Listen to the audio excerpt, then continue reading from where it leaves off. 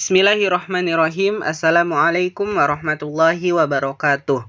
Apa kabar semuanya? Semoga semuanya senantiasa dalam keadaan sehat walafiat. Amin ya Allah ya Rabbal alamin. Pada kesempatan kali ini kita akan membahas soal-soal penilaian tengah semester ganjil yang telah kita lakukan beberapa minggu yang lalu pada mata pelajaran ilmu pengetahuan sosial. Kita mulai dari PG atau pilihan ganda. Nomor pertama, tempat di permukaan bumi baik secara keseluruhan maupun hanya sebagian yang digunakan oleh makhluk hidup untuk tempat tinggal adalah pengertian dari apa? Yaitu pengertian dari ruang. Karena ruang adalah tempat di permukaan bumi yang dimana digunakan oleh makhluk hidup untuk tempat tinggal. Nah, jadi pengertian ini adalah pengertian dari ruang. Selanjutnya nomor 2. Perhatikan gambar berikut. Gambar tersebut menunjukkan kondisi saling bergantung untuk terjadinya interaksi keruangan dalam hal apa? Kita lihat gambarnya. Wilayah A adalah penghasil sayuran dan wilayah B adalah penghasil ikan. Maka interaksi apa yang terjadi antara wilayah A dan wilayah B? Maka jawabannya adalah saling melengkapi. Mengapa? Karena wilayah A dengan penghasil sayuran dan wilayah B dengan penghasil ikan, mereka saling melengkapi di mana wilayah A akan membeli ikan dari wilayah B dan wilayah B akan membeli sayuran dari wilayah A. Sehingga antara wilayah A dan wilayah B mereka saling melengkapi. Selanjutnya nomor 3. Perhatikan gambar berikut. Gambar tersebut menunjukkan kondisi saling bergantung untuk terjadinya interaksi keruangan. Yaitu keruangan apa? Kita lihat gambarnya. Wilayah A adalah penghasil sayuran yang minus ikan. Wilayah B penghasil ikan yang minus sayuran. Dan wilayah C adalah penghasil ikan yang minus sayuran. Wilayah B dan wilayah C sama-sama penghasil ikan dan sama-sama minus sayuran. Mengapa wilayah A lebih memilih membeli ikan dari wilayah C? Hal ini terjadi karena adanya interaksi apa? Interaksi kesempatan antara, ya. Jadi kesempatan antara adalah di mana wilayah A lebih memilih membeli ikan dari wilayah C. Mengapa? Karena wilayah A dengan wilayah C itu dekat. Sedangkan wilayah A dengan wilayah B itu berjauhan. Maka wilayah A akan lebih memilih membeli ikan dari wilayah C. Selanjutnya, nomor 4.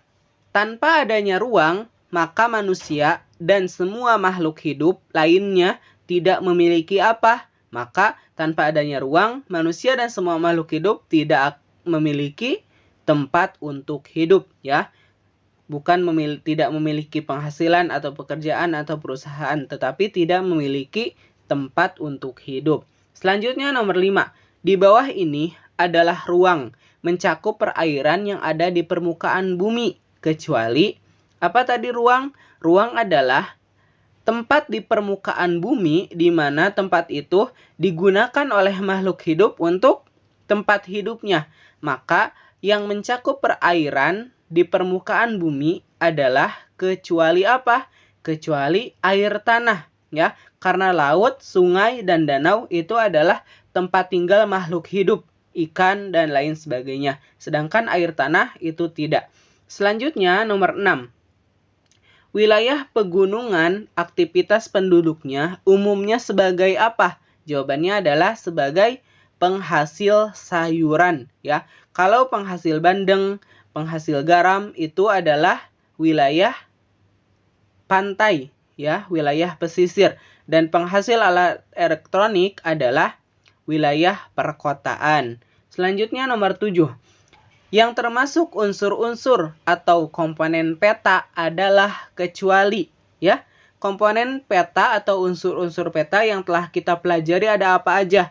Ada judul peta, skala peta, legenda, simbol peta, garis tepi peta, peta inset, petunjuk arah, dan lain sebagainya. Maka unsur-unsur atau komponen peta kecuali apa? Kecuali gambar, ya, tidak termasuk ke dalam unsur-unsur peta. Yang selanjutnya, letak suatu wilayah berdasarkan garis koordinat peta, yaitu garis lintang dan garis bujur. Disebut apa? Yaitu disebut dengan letak astronomis, ya. Karena letak astronomis adalah letak suatu wilayah berdasarkan garis koordinat peta, garis lintang, dan garis bujur. Kalau letak geografis adalah letak di permukaan bumi yang secara nyata, di mana Indonesia contohnya diapit oleh 2 benua dan 2 samudra, seperti itu.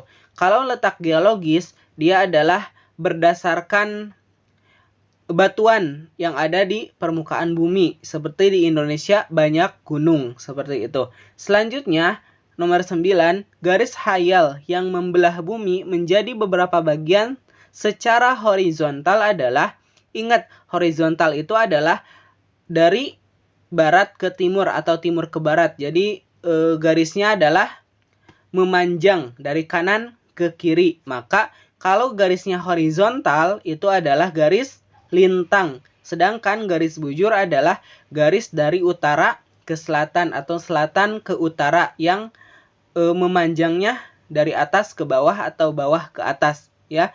Jadi garis khayal yang membelah bumi menjadi beberapa bagian secara horizontal adalah garis lintang.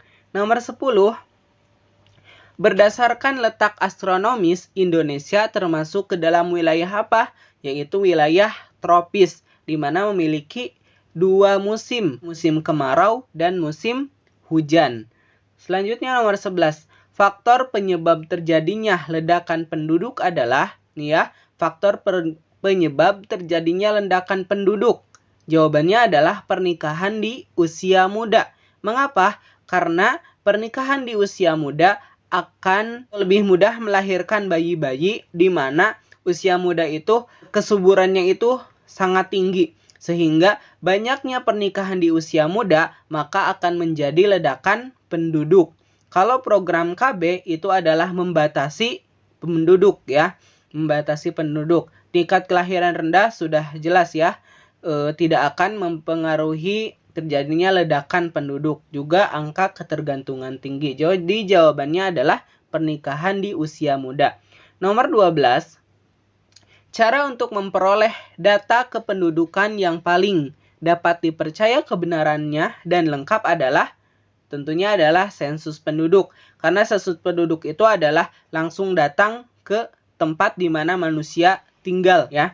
Selanjutnya, gaya busana aktor atau aktris di Amerika ditiru oleh penduduk di Indonesia. Pernyataan di atas menunjukkan perubahan dari apa? Kalau ada artis Amerika, gaya busananya seperti itu lalu ditiru oleh penduduk Indonesia, maka menunjukkan perubahan dari apa? Yaitu perubahan dari sosial budaya. Karena budaya di Amerika seperti itu dan di budaya di Indonesia itu berbeda dengan budaya di Amerika. Dan kalau penduduk Indonesia meniru gaya busana daripada aktor-aktor atau aktris-aktris di Amerika, maka itu terjadinya sebuah perubahan sosial budaya. Selanjutnya, rumah adat dari Provinsi Jawa Barat adalah, ya, rumah adat Provinsi Jawa Barat adalah kesepuhan. Selanjutnya, Apuse atau Yamko Rambe Yamko adalah lagu daerah dari mana? Dari Provinsi Papua. Tari Saman merupakan tari adat dari daerah mana? Dari daerah Aceh, ya. Selanjutnya, 17. Di bawah ini adalah tari daerah dari Provinsi Jawa Barat dan Banten. Kecuali apa? Di Jawa Barat dan Banten itu ada tari Jaipong, ada tari Merak, ada tari Ketuk Tilu, maka kecuali ondel-ondel. Karena ondel-ondel adalah tarian dari daerah khusus ibu kota Jakarta. Ya, selanjutnya nomor 18. Umur 0 sampai 14 tahun dinamakan dengan usia muda atau disebut juga dengan apa? Disebut juga dengan usia belum produktif. Karena di usia 0 sampai 14 tahun ini mereka belum produktif. Selanjutnya, 19. kebaya merupakan pakaian adat dari daerah mana? Ya, jadi kebaya itu adalah pakaian adat dari 3 daerah, Jawa Barat, Jawa Tengah, dan daerah istimewa Yogyakarta. Meskipun ada perbedaan di antara ketiganya, tetapi nama kebaya itu digunakan oleh Jawa Barat, Jawa Tengah, dan Yogyakarta. Maka jawabannya adalah semua jawaban benar. Dan yang ke-20 adalah berikut adalah ciri-ciri masyarakat desa kecuali ya. Jadi ciri-ciri masyarakat desa itu yang pertama kehidupan masyarakat masih bergantung pada alam. Ya, di desa itu masyarakatnya masih bergantung pada alam. Biasanya berkebun, sawah, dan lain sebagainya.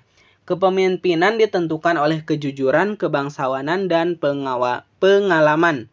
Ya, jadi di desa itu biasanya mengangkat pemimpin itu dilihat dari kejujurannya, kebangsawanannya, dan pengalamannya.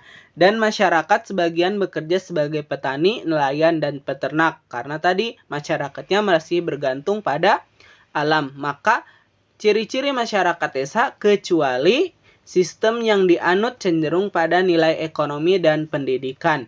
Kalau ini sistem yang dianut cenderung pada nilai ekonomi dan pendidikan adalah ciri-ciri masyarakat kota. Selanjutnya kita masuk pada esai. Mengapa Indonesia kaya akan potensi sumber daya alam? Mengapa? Karena keadaan fisik alam Indonesia yang memungkinkan terbentuknya beraneka ragam sumber daya alam. Sehingga sumber daya alam Indonesia ini begitu sangat melimpah karena keadaan fisik Indonesia yang subur, yang banyak pegunungan sehingga tanahnya itu subur. Selanjutnya nomor 2. Mengapa tahun pembuatan peta perlu dicantumkan? Mengapa? Karena untuk mengetahui keakuratan data. Ya, tahun pembuatan peta ini sangat penting. Karena tahun pembuatan peta yang berbeda akan menyajikan data yang berbeda pula. Selanjutnya, uraikan mengenai garis bujur. Ya, apa yang dimaksud dengan garis bujur? Garis bujur adalah garis yang membelah bumi menjadi beberapa bagian secara vertikal. Tadi kalau garis rintang itu adalah garis yang membelah bumi secara horizontal. Kalau garis bujur adalah garis yang membelah bumi secara vertikal. Selanjutnya nomor 4. Tulislah 5 contoh sumber daya alam dan hasilnya. Ya, sumber daya alam dan hasilnya. Seperti misalkan sapi biasa diambil susunya atau dagingnya. Ada juga ulat sutra yang biasa digunakan untuk membuat kain sutra. Selanjutnya bambu digunakan untuk membuat jembatan dan lain sebagainya ya. Banyak banget contoh-contoh sumber daya alam dan hasilnya.